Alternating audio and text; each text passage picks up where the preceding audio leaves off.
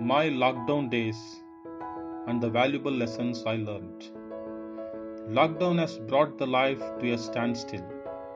It has paralyzed the life, but it made us to spend quality time with our family and also to help and understand household chores. Man thought that he could rule nature, but it has taught him a costly lesson that he couldn't control it. A popular saying says, nature can fulfill our needs, but not our greeds. Man is after comforts. He can ready to do anything to meet his needs. His gluttony is swallowing the balance of nature.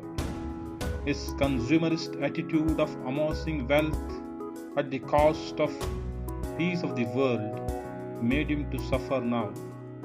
He has not left anything uneaten. He tortured every animal to quench his appetite, and now he is paying for that. There is lockdown for material things, but there is no lockdown for our imagination, generosity, creativity, and perseverance. Media brings the news of COVID 19 from all the nooks and corners of the world. There is no lockdown for getting news either. We have to think how for these news items useful to us.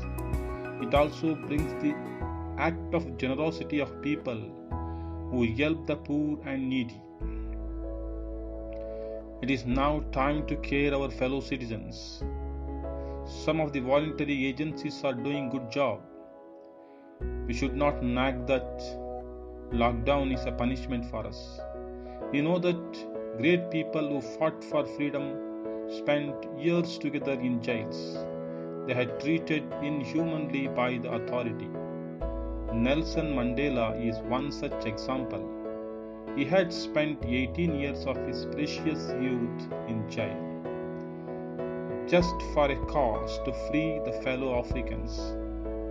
The Indian freedom fighters, namely Bhagat Singh, Phadke, Madanlal Dhingra, Sukhdev, Rajguru, Savarkar, had faced Kalapani punishment at Andaman Cellular Jail, had the same zeal and dedication for the country.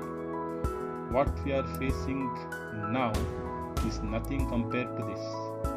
A proverb says, watch your words when you are in group, and watch your thoughts when you are in alone. Now I think it is the best time to introspect ourselves, to check the human within us. Being human is the best definition of human being. I learned all these valuable lessons in this lockdown period. Let us hope for good. I firmly believe that this crisis will end soon. COVID 19 has taught us to understand ourselves and also the power of nature. Man couldn't bully nature. He must live in tune with nature.